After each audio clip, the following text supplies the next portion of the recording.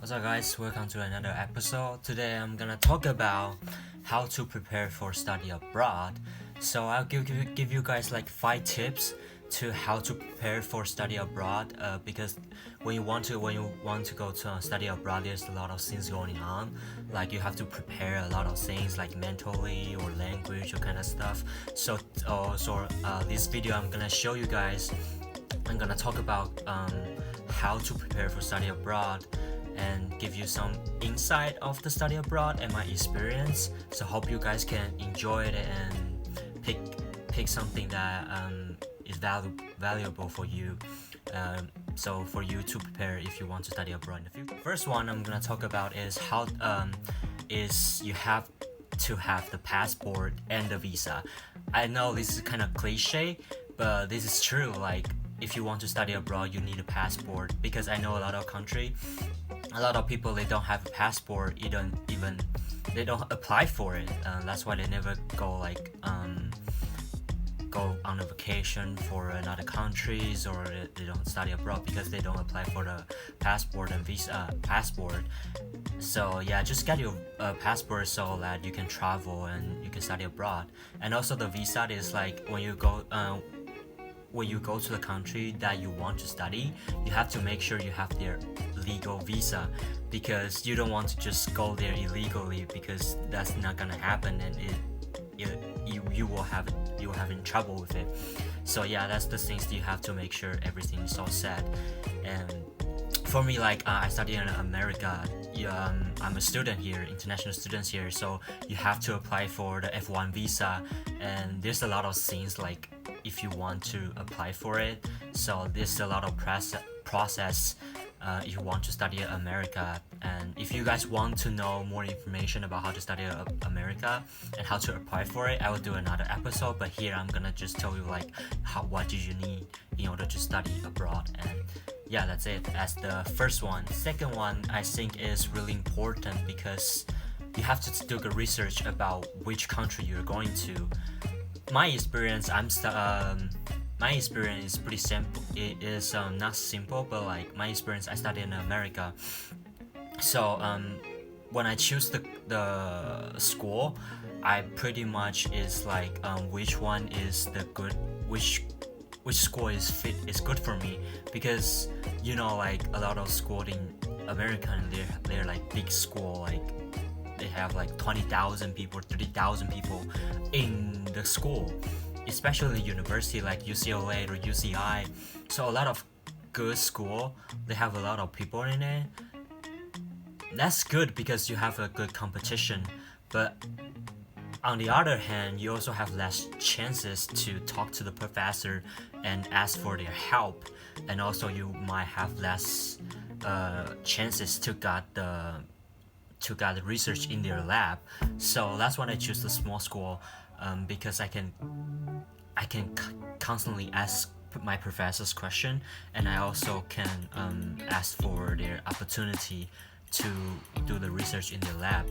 And especially in a small school, like a professor will treat you as their friends, so they were not like not the other school, like their professor is like huge in their field, so they don't have much time spent with their students.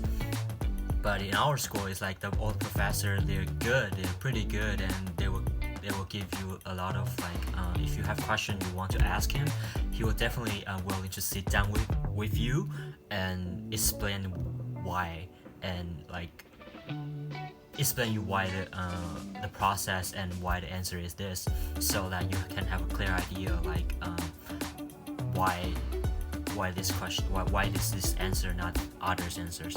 So yeah, this is pretty much like the good, like you have to take your own researches to find the school that fits you, because not everyone fits in the big school or a small school.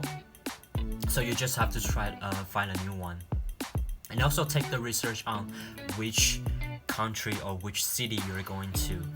Like for me, I study in America, and I choose California because the weather here is pretty good, and especially there's like quite amount of people is an Asian, so there's the less chances I will face the racial problems or the no, you know what I'm saying. So it's less likely, and I mean, in my time in studying America, I don't really face that problem. But I heard some people they go to the city that is less.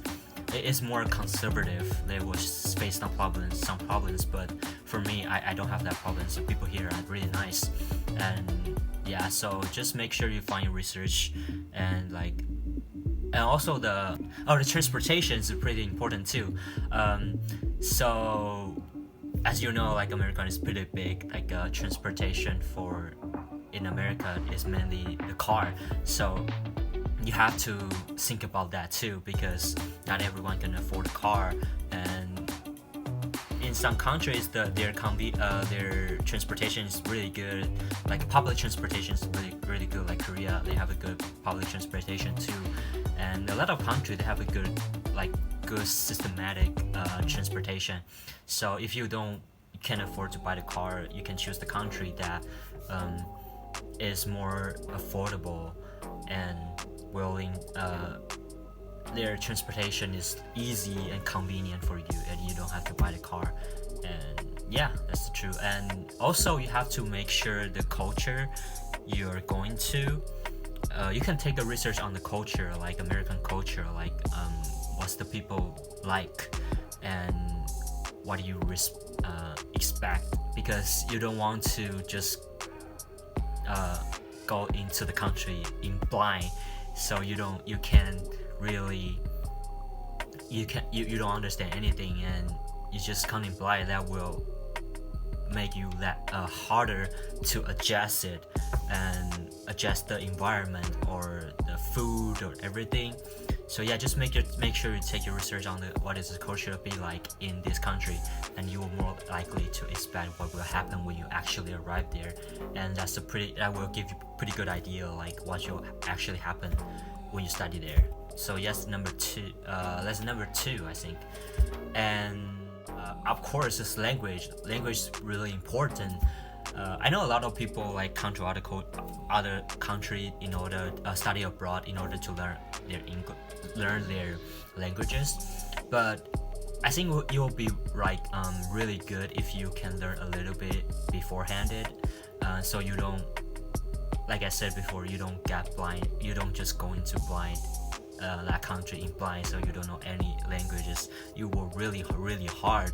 But I know is just make sure you know a basic ones like you will need in order to survive, like the food, where's the restaurant and where's the bathroom. You just kind of know you don't have to know the whole sentences, but you have to know the vocab. You have to know the vocabulary that can make you survive in this country. You know that. Of course, you're gonna learn more like English. You will speak fluently when the time goes by. But just make sure you know a little bit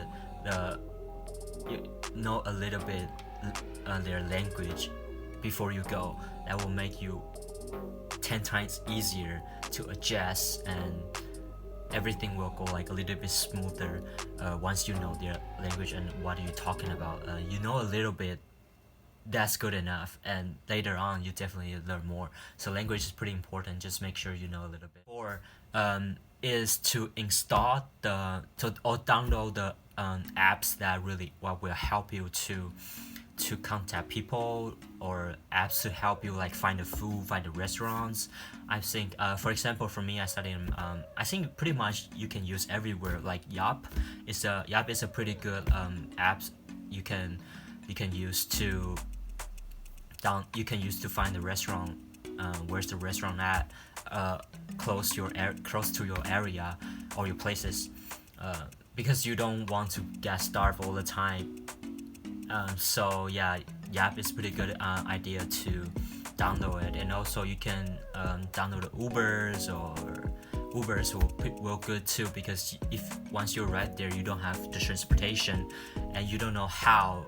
Uber is actually the pretty good apps that you can use in order to to go everywhere you wanted to in the beginning. Of course, in later on you'll figure out more like where's the transportation, where can I take a bus to the mall, where you can take a bus to somewhere else. So just a lot of like the apps is pretty good. You can download beforehand when you arrive there, and you can know more, and you have a pretty good idea. So yes, that number 4, install. Number 5 is prepare for yourself, like mentally, so for me, it's pretty I think I'm in a special situation, because for me, I'm come from Taiwan. So before I want to study America, I actually went to the military, because that's our obligation, like citizen obligation. So we have to go to the military to serve like a couple months. So at that, as I was in the military, I was already like reading a lot of books in the military. I was just like every day, because we have a lot of like free times when I was in the military. So I would use that time to read motivation books or a lot of inspiration stuff, like to motivate myself and mentally prepare for myself when I to study America or study abroad in general.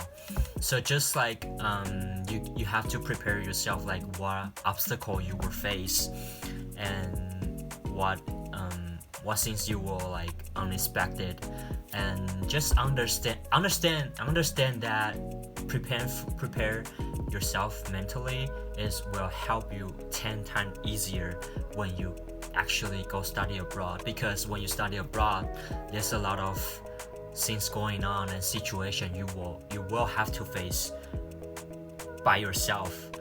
And if you can prepare yourself like mentally, and that will be pretty good. I would just really recommend you guys prepare for a consultant to figure out like what should I expect, or what can I prepare for it. Like, yeah, so just mentally, like you can read the books that actually really help. And for me, I also watched a video like YouTube, like how to study how do I prepare for study abroad, because a lot of people recommend like say prepare mentally, and just also you can research a lot, because when you research a lot you can have more idea like what will actually happen, and that will also prepare for your mentally too. So yeah, there's a lot of things you can do in order to prepare yourself, because a lot of people will get scared because study abroad is not a joke. You have to visit in other countries and their cultures, and even when you go to classes, a lot of like things were going on. Just make sure you know what you expect, and yeah. So that's pretty much it. And so this is the 5 tips that I give you guys, like when you how to prepare for study abroad. The first one is language is pretty good. Language. Second one, passport and visa. The third one is research about the place you're about to study abroad. And number 4 is install the app that will help you in that country, help you to find a restaurant or the grocery store. And number 5 is mentally prepare for yourself. Yeah, this is 5 tips I give you guys how to prepare for study abroad.